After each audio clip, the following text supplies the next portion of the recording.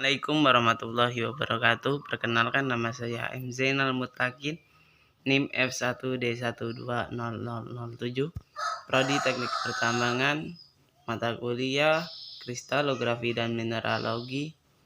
Baiklah, di sini saya akan menjelaskan contoh dan kegunaan 7 mineral mayor dan 8 mineral minor.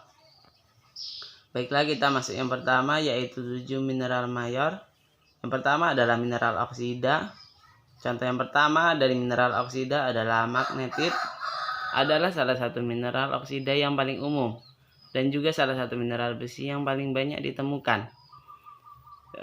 Kegunaan dari magnetit dapat ditambang digunakan sebagai biji besi, dapat dijadikan amplas, mikronutrien dalam pupuk, pigmen dalam cat, sebagai campuran dalam beton kepadatan tinggi. Yang kedua adalah korundum, mineral pembentuk batuan yang dapat ditemukan di batuan beku, metamorf, dan sedimen. Mineral disusun oleh aluminium oksida dengan komposisi kimia Al2O3 dengan struktur kristal heksagonal. Yang ketiga adalah kasiterit, adalah mineral utama timah dengan rumus SnO2, berbentuk kristal dengan permukaan mengkilap seperti tampak batu perhiasan. Kasiterit merupakan mineral utama penghasil logam timah. Selanjutnya adalah mineral sulfat. Contoh dari mineral sulfat yang pertama adalah anhidrit atau kalsium sulfat anhidrat.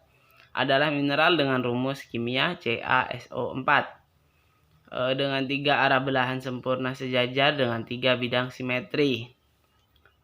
Kristal yang berkembang dengan jelas agak jarang. Mineral biasanya menyajikan bentuk massa pembelahan. Contoh yang kedua adalah gipsum. Adalah salah satu contoh mineral dengan kadar kalsium yang mendominasi pada mineralnya.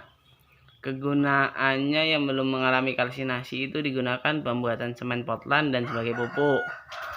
Yang mengalami proses kalsinasi digunakan sebagai bahan bangunan, plester Paris, bahan dasar untuk pembuatan kapur. Yang ketiga adalah alabaster, adalah mineral atau batu yang lembut, sering digunakan untuk mengukir dan diproses untuk bubuk plester. Selanjutnya adalah mineral silika. Contoh dari mineral silika yang pertama adalah quartz. Penemuan kuarsa dimulai pada abad ke-17. Secara etimologi, kuarsa atau quartz berasal dari bahasa Jerman, yaitu quartz. Yang kedua adalah olivin, terbentuk karena frase metamorfosisme kontak pada batuan dolomit. Umumnya merupakan mineral pembentuk batuan dan juga sebagai mineral penggiring dalam batuan beku basah seperti gabbro. Kegunaan olivin ini memiliki di bidang industri. Olivin juga digunakan sebagai flux untuk produksi baja dan juga merupakan biji penting dari magnesium. Yang ketiga adalah rijang, biasanya terdiri dari sisa-sisa cairan silika yang membatu, sedimen biogenik yang menutupi sebagian besar dasar laut dalam. Rijang umum digunakan dalam berbagai jenis alat penyerut api seperti kotak tindi. Selanjutnya adalah mineral sulfida. Contoh dari mineral sulfida yang pertama adalah pirit. Adalah mineral kuning-kuningan dengan kilap logam cerah yang memiliki komposisi kimia disulfida. Pirit terbentuk pada suhu tinggi dan juga rendah. Kegunaan dari pirit adalah penggunaan yang paling penting sebagai biji emas. Selain itu digunakan untuk produksi industri kertas dan dalam pembuatan asam lerang. Yang kedua adalah galena, merupakan biji utama di dunia timbal dan ditambang di sejumlah banyak negara.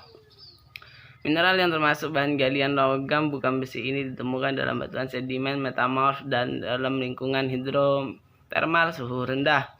Kegunaannya adalah sumber logam timbal atau timah hitam penyusun baterai kendaraan hibrida. Yang ketiga adalah sphalerite, adalah mineral seng sulfida dengan komposisi kimia ZnFeS. Sphalerite adalah mineral seng yang paling sering ditemui dan biji seng paling penting di dunia. Selanjutnya adalah mineral karbonat. Contoh dari mineral karbonat yang pertama adalah dolomit. Digunakan sebagai batu hias, agregat beton, dan sumber magnesium oksida. Selanjutnya adalah Kalsit berasal dari Jerman. Calcit, istilah diciptakan pada abad ke-19 dari kata Latin untuk kapur. Kalsit yang diendapkan secara mikrobiologis memiliki berbagai aplikasi seperti remediasi tanah, stabilisasi tanah, dan perbaikan beton. Manfaat dari kalsit itu sebagai campuran adukan semen, pupuk, industri kimia, dan kapur tohor. Contoh yang ketiga adalah magnesit, adalah mineral magnesium karbonat. Dinamai setelah kehadiran magnesium dalam komposisinya. Magnesit biasanya terbentuk selama perubahan batuan yang kaya magnesium atau batuan karbonat oleh metamorfisme atau pelapukan kimia. Selanjutnya adalah mineral natif elemen. Contoh dari mineral natif elemen yang pertama adalah emas, yang berfungsi sebagai perhiasan seperti cincin, kalung, dan lain sebagainya. Selain itu, emas juga biasanya digunakan sebagai barang komoditas yang harganya selalu naik. Yang kedua adalah tembaga atau Cu, merupakan salah satu unsur logam transisi yang berwarna coklat kemerahan. Mesin-mesin pasti membutuhkan perawatan dan perbaikan agar tetap berjalan maksimal dan proses produksi dapat berjalan lancar adalah fungsi dari tembaga. Yang ketiga adalah sulfur atau biasa dikenal dengan belerang, unsur paling banyak ke-10 yang ada di alam semesta. Selanjutnya adalah mineral halida. Contoh mineral halida yang pertama yaitu halit, sering digunakan baik di rumah tangga maupun kota untuk pengelolaan es. Yang kedua adalah silfit atau lebih dikenal potasium klorida. Silfit banyak ditemukan di daerah endapan evaporasi seperti di New Mexico dan Texas bagian barat. Yang ketiga adalah ceragirit, adalah bentuk mineral dari silver chloride AgCl. Biasanya berbentuk bongkahan kubus, masif ditemukan dalam bentuk kerak dan diselimuti wax. Selanjutnya adalah 8 mineral dari kelas minor. Yang pertama adalah vanadat. Contoh dari vanadat adalah alvanit, hemolit, dan karnotit. Yang kedua adalah mineral nitrat. Contoh yang pertama adalah niter, paling sering dijumpai pada lingkungan gersang. Digunakan sebagai pupuk dalam sejarahnya sebagai serbuk mesiu. 2. Barium nitrat, berbentuk padat dan berwarna putih pada suhu ruangan. Selanjutnya yaitu nitratin. Dulunya merupakan sumber nitrat yang penting untuk pupuk dan keperluan kimia lainnya, termasuk kembang api. Selanjutnya adalah mineral borat. Contoh dari mineral borat yang pertama adalah asam borat, dapat digunakan sebagai antiseptik untuk luka bakar ringan atau luka. Yang kedua, dalam dunia industri, boraks menjadi solder, bahan pembersih, pengawet kayu, antiseptik, dan pengontrol kecoa. Contoh yang ketiga adalah borasit. Biasanya ditemukan di evaporite-rutan terkait dengan gipsum. Selanjutnya adalah mineral sulfosat. Contoh dari mineral sulfosat yang pertama adalah samsonit. Samsonit adalah mineral antimon sulfosat mangan perak dengan formula Ag4MnSb2S6. Yang kedua adalah proustit, digunakan untuk bahan dasar pembuatan perhiasan, logam campuran emas dan platinum. Contoh yang ketiga adalah piragirit, adalah mineral sulfosat yang terdiri dari perak sulfantimotine. Dikenal sebagai biji perak merah tua atau perak ruby.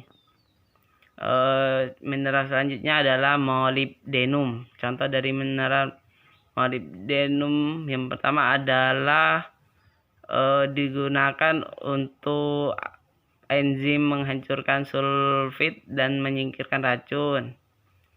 Yang kedua itu digunakan dicari oleh para kolektor untuk dijadikan koleksi.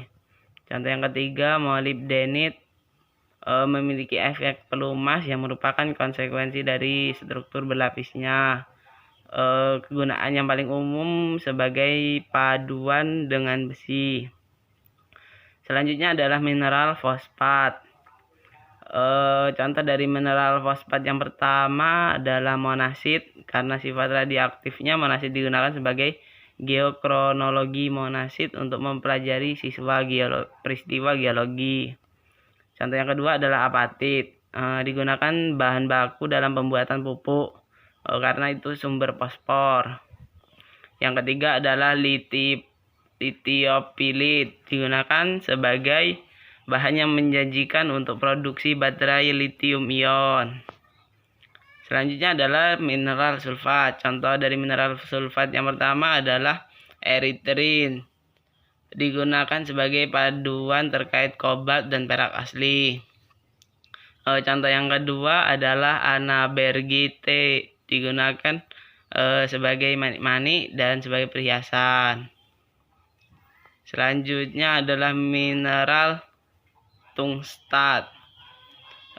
Yang pertama adalah senyawa wolfram yang digunakan sebagai katalis industri. Yang kedua tungsten, pembuatan filamen lampu pijar, tabung elektron dan televisi.